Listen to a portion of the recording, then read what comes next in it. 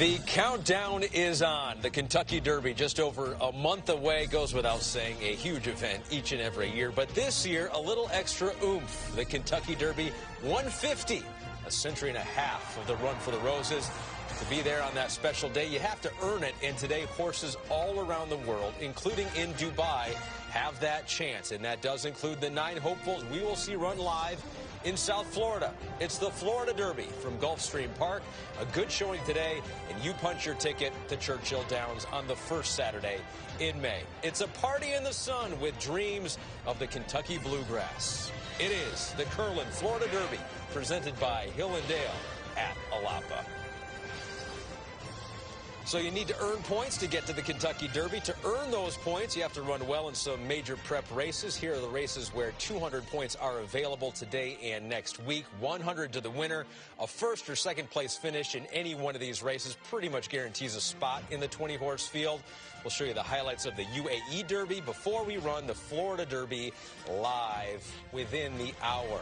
With that, we say hello. So glad you're with us once again. Ahmed Fareed with my two friends to my left, Randy Moss and Hall of Fame jockey Jerry Bailey. We're going to learn a lot today. We've learned a lot already on the road to the Kentucky Derby, including things in the past week about the Louisiana Derby, Randy. Yeah, Catching Freedom won it last week. That put him at the very top of the Kentucky Derby point standings. We also saw Endlessly win the Jeff Ruby. He's number 2. We disparaged Catching Freedom a little bit after his win last week, but actually, according to the analytics, that was the fastest Derby prep so far this year, so he'll get plenty of attention at Churchill Downs. Endlessly wasn't impressive time-wise, but he was visually. But the problem with Endlessly is all his successes come on the grass or the synthetic, so it wasn't a surprise when trainer Michael McCarthy said they're going to keep him on the grass. But hang on a minute.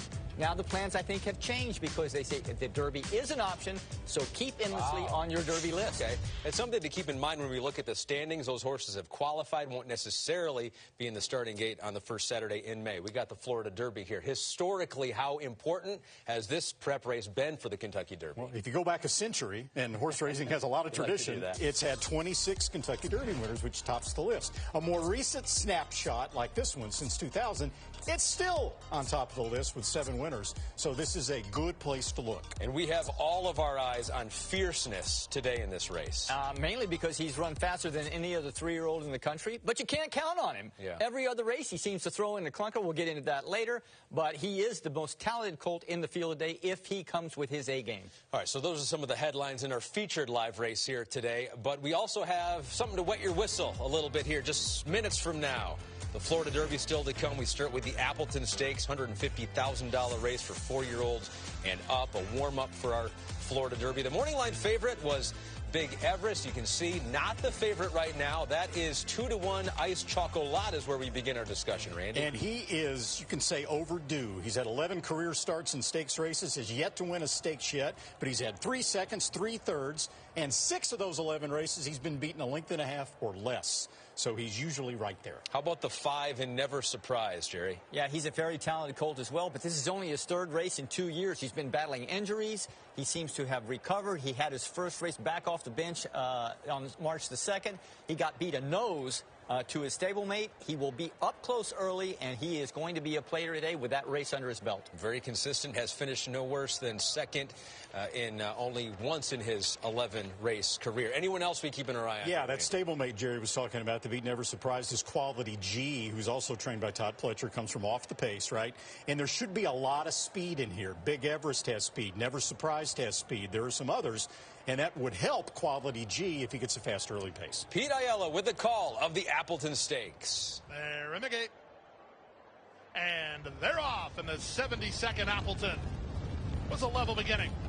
Soon after the break, Never Surprised went after Big Everest for the lead. These two race on. Away in 3rd, Ice Chocolate, who's card and situated early for Paco. Away in 4th, it's Title Forces, followed 5th by a ducking over Smokin' Tea. He got over nicely as well. Churchtown is next, 2 in front of Saratoga Flash with Quality G. Second last is Skyro. The early trailer is County Final. And the run around the first turn, it's Big Everest on top for jockey Joel Rosario. They're a length and a quarter, Never Surprised second, Ice Chocolate 3rd. Title Forces is there, 4th, Smokin' Tea at the rail 5th. Covered up and racing now into 6th is Churchtown, a length in front of Saratoga Flash, then Quality G. At the back are Skyro and County Final. They make their way to the half-mile part of the contest. Big Everest has been in front from the outset and still leads by half a length over Never Surprised in second. The half was 47-1. Out in the clear goes Tidal Forces, locked in toward the rail. Ice Chocolat. Smokin' Tea's had a sweet trip, but now needs to find some place to get out. From the outside, it's Churchtown. Another two back to Saratoga Flash. Then comes Quality G. Out the back, County Final and Skyro as they make their way now to the top of the stretch. They stack and pack up front. From the 4 wide side, Churchtown. 3 wide, Tidal Forces. 2-path, Never Surprised. Crying for racetrack, both Ice Chocolat and Smokin' Tea. Up the wood at Saratoga Flash. Who do you like here? Ice Chocolat didn't get through. Quality G storming home on the stand side. Smokin' Tea still trying to muscle into the clear. Here it comes late. Smokin' Tea launching. Smokin' Tea got up. I think Smokin' Tea might have got up over Saratoga Flash, who was right alongside in 1:33-1. Pete Aiello with the call of Smokin' Tea, he thinks. Well, but he can't call it. It's hard for us to call it. I have no idea. Everybody during the body of the race was exactly where they wanted to be. Never Surprised was stalking. Everest was on the lead, had a comfortable lead. Big Everest, even Quality G had a shot turning for home. It was just who was the best from the quarter pole to the wire, and it appears like Pete Aiello might be right. I think he is right. I think Smokin' Tea got up right in the last jump. This is a horse that made his first start of the year back in March. The teal silks. Yeah, for trainer Shug McGahee. He gets up by, about a half a head. Okay. Didn't run very well. He was 7th. He was expected to run a lot better. But he was very anxious, maybe a little rusty off the bench. He was keen and pulling the rider. This time he was much more relaxed. Great ride by Johnny Vasquez to get him to the inside by the first turn, even though he started from post position number 9. The only horse that had a problem was Ice Chocolat in about the 16th pole with 100 yards to go in the race. He had to steady. He's in the dark blue silks. You can see him right there stand up. But I just don't think he was running fast enough to hold his spot. Look at this. 1, 2, 3, 4, 5. It's like 7 horses, maybe 8 right there with the 16th of them. That's why we like turf racing so much. I don't think exciting. In the races that I've been with you guys, I think that is the closest finish for that many horses that I have ever seen. That's a great shot. Look at that. Like 4 heads bobbing almost on the line. Saratoga Flash is the... That was a surprise horse if he would have held on. The 6 out here right by us, the gray horse is Quality G, who beat Never Surprised last time. So it's what you call a blanket finish. That's what they say in horse racing, because you can take a blanket and you can throw it over a bunch of horses. Cover the whole field. Cover the whole field. Smokin' Tea, it looks like, for Shug McGahee, who maybe, who knows, could be the start of a good day. Does have a horse in Conquest Warrior for the Florida Derby coming up in our next live race here. Who is number 9 as well. Oh, that's right. Yeah. It is on the board that Smokin' Tea has won the photo finish. So Pete Aiello got it right, he thinks. In real time. I give way more credit to that, too. We had the benefit of replays, although we still felt that, too. Smokin' Tea, your unofficial winner. You see the time there, 1:33:33. So our first live race, we got 2 of them. We're getting you set for the Florida Derby as well. We just wanted to wet your whistle. Yeah. We want to get the juices flowing at the top of the show. Shug McGahee, as I said, trained Smokin' Tea. He has Conquest Warrior coming up in the Florida Derby. Winning owners, a shout out to DATTT Stable. That's the family of the late Tom Ryan. All right, so 1 race done, the big one to go. We got more from South Florida. Got highlights of another major prep race from around the world as we build up to the running of the 2024 Florida Derby. Will it be this close? Well, that would be something. Our first race was a good one. The Appleton Stakes won by a nose or a head. We were debating in the studio. We think it's closer to a nose. Smokin' Tea, your winner, very well bred. By Warfront, his Damn Wine Princess was by Ghost Zapper, Horse of the Year, out of Azeri, Horse of the Year. They paid $3 million for the dam, the breeders did. Smokin' Tea's first win at Gulfstream, had lost his first 4 on the turf course. So our payouts, thanks to First Bet, are coming a little bit later on. So now we'll shift gears to the Curlin Florida Derby, our next live race. The favorite is the 2-year-old champion in fierceness, the winner of the Breeders' Cup Juvenile, coming off a clunker his last time out. 200 Kentucky Derby points on the line, 100 to the winner, which is also the case for the UAE Derby. Now, if you win out in Dubai, you get a spot in the Kentucky Derby, but those who have made the trip have not had a whole lot of success. In fact, UAE Derby winners now 0 for 19 in the run for the Roses. Average finishes in the back half. Best finish, 5th back in 2011. But that could be different this year. We're going to take you to the $1.5 million Saudi Derby. It was Forever Young, bred and based in Japan, Randy. Didn't break well from the gate, but ended up not mattering. And this race points out why he was the big favorite today in the UAE Derby. It's a hard-fought win, but it's a fast win. He catches American Bookham Dano, but this race offered no Kentucky Derby points. However, this is how highly regarded he is. The last Kentucky Derby future wager, he's third in the betting behind Sierra Leone and Fierceness. So running today, as you mentioned, in the UAE Derby. Let's take you to Meydan. He's the 5 outside of the field here. Red silks, red and white hood. Forever Young, 0 Kentucky Derby points coming into the race. Needed a good showing today, and here's how it happened. Inside the 700 they go, and up in front, up on the running rail, Oasis Boy leads a narrow margin. Autobahn goes up to apply a bit of pressure. Forever Young still travelling despite being deep as they make their way into the home stretch here in the UAE Derby. Then came Mendelssohn Bay, deeper out Navy Seal, not too far away Panda Gate, still with 4 to pick up.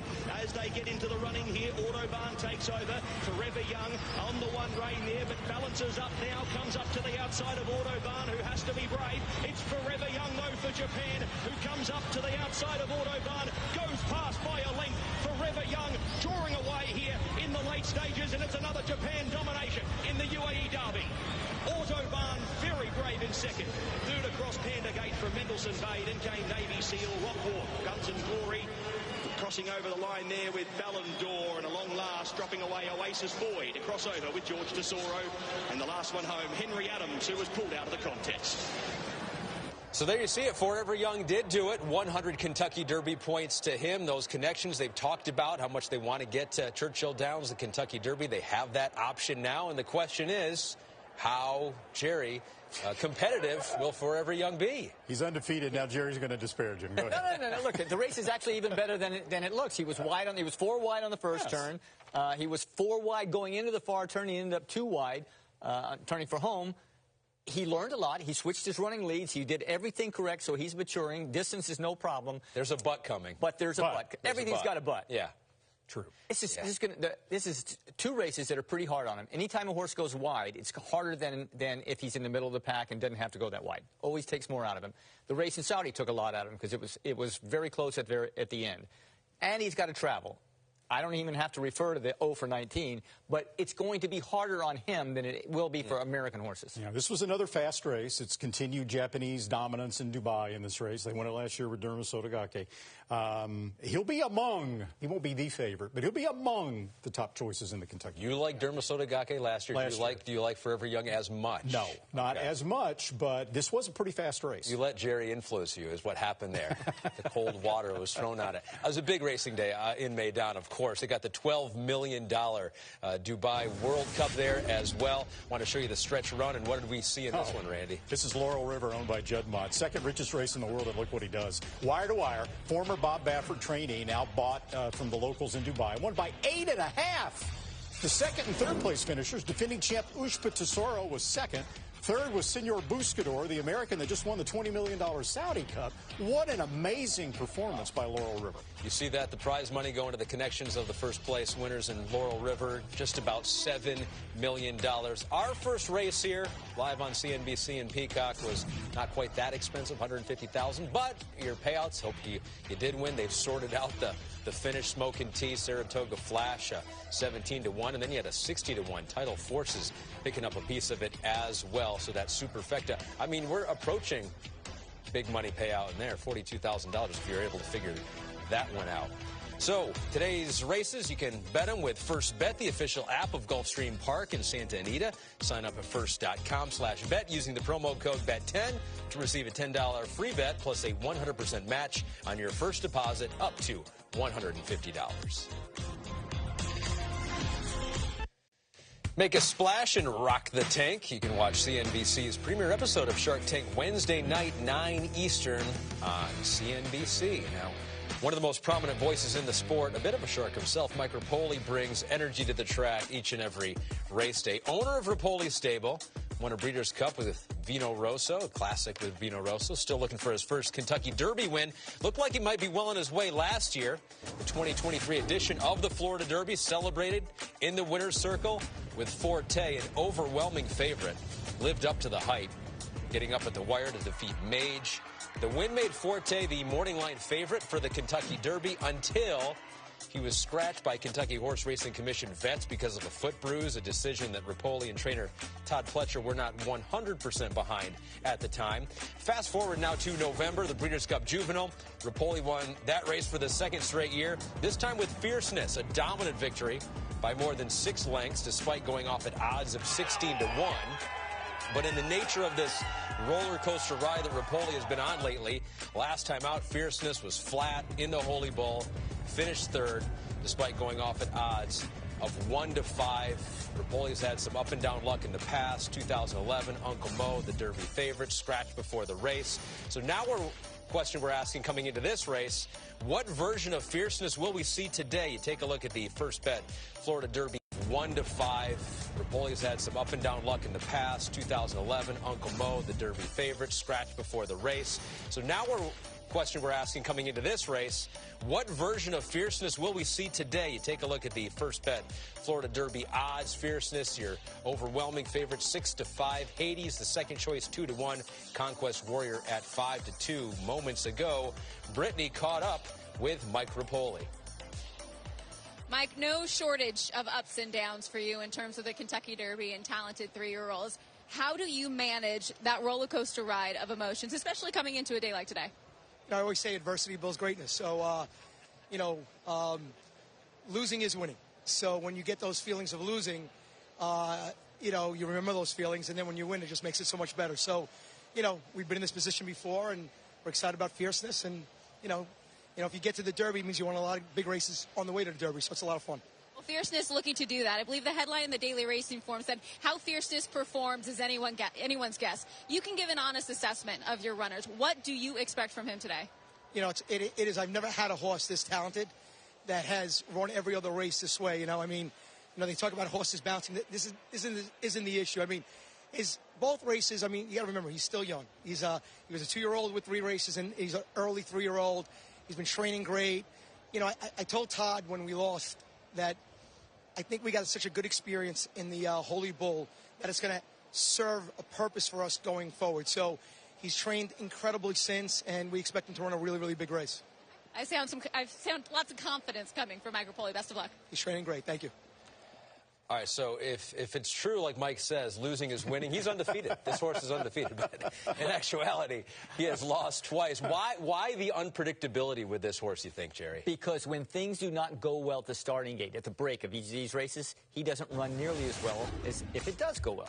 So after he broke his maiden, he ran in the Champagne Stakes. He was a heavy favorite because he was so impressive as a maiden. He's number 6. He's still in a fit already in the gate. He's up and down, and he doesn't break well. He hops out of there. And because he doesn't break well, the horses on either side outfoot him. They squeeze him back a couple of times, actually. And now he's like 2 lengths further back and getting some kickback. The same thing happens in the Holy Bull. Number 7. He gets squeezed, orange gap. Looks orange in the film. He gets squeezed a couple of times. So he doesn't get his usual stalking position in the clear. He doesn't get in that rhythm going into the first turn. So he's taken out of his game early. He can't overcome the adversity. In the Breeders' Cup, perfect start. No, the horses on either side don't crowd him. They don't touch him. He gets a free run the first 50 or 60 yards. Now he's in that rhythm. He's into the first turn, stalking the leader, and things are going his way. And what's the result? Well, he just gallops in the Breeders' Cup Juvenile. You can see him. He's winning off. He takes off, turning for home, and look how easy he wins. So he needs a good start and doesn't need to be crowded early. And you saw what happened to him in the Holy Bull, right? He gets pinballed. And one of the reasons why Todd Pletcher is worried about that happening again today is the short run from the starting gate to the first turn at Gulfstream Park at this distance. Only about 400 feet. That compares to 1,000 feet from the Santa Anita Derby next week, about 1,500 feet for the Kentucky Derby. Jockeys have very little time to get position before that first turn. And Pletcher, in his words, says he thinks the jockeys have gotten reckless. They're putting more emphasis on coming out fast rather than coming out straight. Okay. To boot, he's got an outside post position. So if Fierceness gets bumped around and doesn't get out of the gate quickly, he could get caught wide going into that first turn, which would really be a disadvantage. He has a better post now. He started the day at post 10, and now has been 2 scratches, and now he's in post position number 8. But hey, losing is winning, so that takes the pressure off, right? Yeah, either way. But when you're the heavy favorite, the jockeys on either side aren't going to give you a break. Yeah. If they have a chance to squeeze you legally, they will do that. So he has to make his own luck, really. He's got to break better and run out of the gate. If his performance is good to great today, Randy, is he the Kentucky Derby favorite? Oh, yeah.